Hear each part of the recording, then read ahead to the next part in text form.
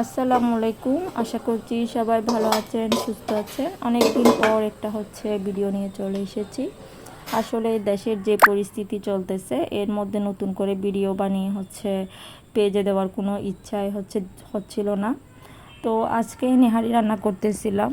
আমার বড় ছেলের বলাতেই আসলে এই ভিডিওটা করা, নাহলে আজকেও আমি ভিডিওর জন্য প্রস্তুত ছিলাম না।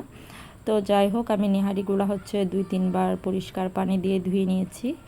এরপর গরম পানি দিয়ে আমি এটা 2-3 মিনিট রেখে এভাবে একটু কষলে কষলে ধুয়ে নিচ্ছি, যাতে ভিতরে কোনো লোম বা ময়লা থাকলে এগুলো বের হয়ে আসে। তারপর আমি আবারও একবার ঠান্ডা পানি দিয়ে ধুয়ে নিব। আসলে নেহারিগুলো একটু পরিষ্কার করে ধুয়ে নিতে হয়। এই তো ধোয়া শেষ। তারপর আমি একটা বড় একটা পাত্রে এগুলো দিয়ে দিচ্ছি। আসলে স্টেপ বাই স্টেপ যদি ফলো করে রান্না করা হয়, তাহলে দেখা যায় নেহারিটা খেতে অনেক বেশি সুস্বাদু হয়। আর আমাদের বাঙালিদের এমনিতে নেহারিটা অনেক বেশি পছন্দের। এখন আমি এখানে কিছু গরম মশলা অ্যাড করে দিচ্ছি। আমি উপরের স্ক্রিনে নামগুলো উল্লেখ করে দিব। চাইলে এখানে আরও কিছু গরম মশলা অ্যাড করা যেতে পারে। তো আমার হাতের কাছে যা ছিল আমি সবটাই দিয়েছি। তারপর পরিমাণ মতো লবণ দিয়ে নিচ্ছি। তারপর এখানে দিয়ে নিচ্ছি হলুদের গুঁড়া, ধনিয়া গুঁড়া, আর 1 চামচ থেকে একটু বেশি পরিমাণ দিয়েছি মরিচের গুঁড়া। কালারটা জাস্ট একটু সুন্দর হওয়ার জন্য। আমি এখানে কিন্তু কাঁচা মরিচও ব্যবহার করব। আর নেহারি কিন্তু অতিরিক্ত ঝাল তেমন কেউ খায় না, আমরাও খাই না। তো সেই প্রেক্ষিতে আমি মরিচের পরিমাণটা কম রেখেছি। আর অনেকেই মানে দেখা যায় নেহারি রান্না করলে একদম পাতলা টাইপের হয়, কিন্তু এই যে পদ্ধতিতে আমি আজকে রান্না করব, এটা যদি আশা করি আপনারা ফলো করেন, দেখবেন আলহামদুলিল্লাহ এটা আপনাদেরও বেশ ভালো হবে। তো এই তো আমি এখানে শাহি জিরার মশলা দিয়ে দিচ্ছি 1 চামচ। তারপর যেটা রাঁধুনির গরুর মাংসের মশলা প্যাকেট আকারে থাকে, ওখান থেকে দিয়েছি 1 চামচ। তো সবগুলা দিয়ে আমি একটু সুন্দর করে মাখিয়ে নিব। দেন এখানে আমি গরম পানি ইউজ করব। চাইলে ঠান্ডা পানি দেওয়া যেতে পারে, তবে আমি গরম পানিটাই ব্যবহার করেছি। আর এখানে আমি 4 লিটার পরিমাণ পানি দিয়েছি। তো আজকে কিন্তু আমি এখানে একটা মেইন জিনিস দিতে ভুলে গিয়েছিলাম। এটা আমি একটু পরে দেখাচ্ছি কিটা, কোন মশলাটা, কোন জিনিসটা দিতে আমি ভুলে গেছিলাম।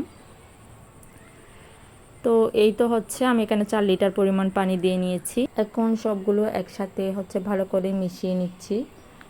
তো আমি যে জিনিসটা আসলে দিতে ভুলে গিয়েছিলাম, সেটা আদা বাটা, রসুন বাটা, পেঁয়াজ কুচি। তো আমি এটা মাখানোর পরেই দিয়েছি, সমস্যা নাই এটাতে। তো দিয়ে আমি এটা চুলায় তুলে দিয়েছি। এটা এই তো এখন দেখতেছেন, এটা 1.5 ঘন্টা সিদ্ধ করার পর। তো এই অবস্থায় আমি 2টা আলু গ্রেটার দিয়ে কেটে একেবারে কুচি করে তারপর এখানে অ্যাড করে দিয়েছি। এখানে চাইলে সিদ্ধ আলু দেওয়া যেতে পারে, তবে আমি গ্রেটার দিয়ে করে নিয়েছি। স্টেপ বাই স্টেপ যদি ফলো করে রান্না করেন, আশা করি আপনাদের নেহারি খেতে অনেক বেশি সুস্বাদু হবে এবং দেখতেও অনেক সুন্দর হবে। তারপর টক ব্যবহার করেছি এখানে আমি একটা আমড়া, এটাও একদম পাতলা করে কেটে এখানে অ্যাড করে দিয়েছি। তারপর আমি এটা একেবারেই রান্না করব আরও প্রায় 1 থেকে 1.5 ঘন্টা। এই তো 1 থেকে 1.5 ঘন্টা রান্না করার পর আমার ঝোলের পরিমাণ অনেকটা কমে এসেছে। তো এখনও কিন্তু পুরোপুরি সিদ্ধ হয়নি। তো এখন আমি এখানে যে জিনিসটা ব্যবহার করব, এটা খুব মানে কি নেহারির জন্য খুব মূল্যবান একটা জিনিস। এটা চালের গুঁড়ি। আমি এখানে সামান্য একটু পানি দিয়ে গুলিয়ে নিয়েছি, তারপর এখানে অ্যাড করে দিয়েছি। এটার কারণে ঝোলটা অনেকটা সুন্দর হয়ে যাবে, ঝোলটা অনেকটা গাঢ় হয়ে যাবে। তো এটা দিয়ে এটা ফার্স্টে দেওয়া যাবে না। এটা ফার্স্টে দিলে চালের গুঁড়া যেহেতু নিচে অনেকটা লেগে যাওয়ার সম্ভাবনা থাকে। তো আমার এই নেহারিটা রান্না করতে টোটাল 4 ঘন্টা সময় লেগেছে। তো 4 ঘন্টা পর এখন আমি কাঁচামরিচ ফালি দিয়ে এটা নামিয়ে নিব। তারপর এটা বাগার দেওয়ার পালা। এর মধ্যে কিন্তু ঝোলটা অনেকটা ঘন হয়ে এসেছে। এটা এখন আমি বাগার দিয়ে নিচ্ছি। পেঁয়াজ কুচি এবং রসুন কুচি দিয়ে এটা বাগার করে নিচ্ছি।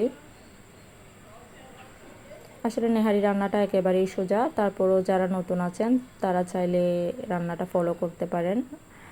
তো এই তো হচ্ছে এখানে বাগারটা হয়ে এসেছে, এখন আমি এটা ঢেলে দিব। দেখতে পাচ্ছেন নেহারিগুলো কিন্তু এর মধ্যে অনেকটা ঘন হয়ে এসেছে, এবং এটা আমি বাগার দেওয়ার পর হচ্ছে 3 থেকে 4 মিনিট হচ্ছে চুলায় রেখেছিলাম। এরপর চুলাটা যখন অফ করে রাখবো তখন ঝোলটা কিন্তু আরও অনেকটা ঘন হয়ে আসবে। তো যাই হোক, আমার আজকের ভিডিওটি আপনাদের কেমন লেগেছে অবশ্যই কিন্তু কমেন্ট করে জানাবেন। এটা রান্না করতে আমার টোটাল 4 ঘন্টা সময় লেগেছে। তো এই তো হচ্ছে আমি একটা নেহারি আপনাদেরকে তুলে দেখাচ্ছি, এটা কতটা সুন্দরভাবে সিদ্ধ হয়ে এসেছে। আশা করছি খেতেও ভালো হবে। তো এই তো হচ্ছে আজকের ভিডিওটি এ পর্যন্ত। সবাই ভালো থাকবেন, সুস্থ থাকবেন, আর যদি ভালো লাগে পেজ একটা ফলো দিয়ে রাখবেন।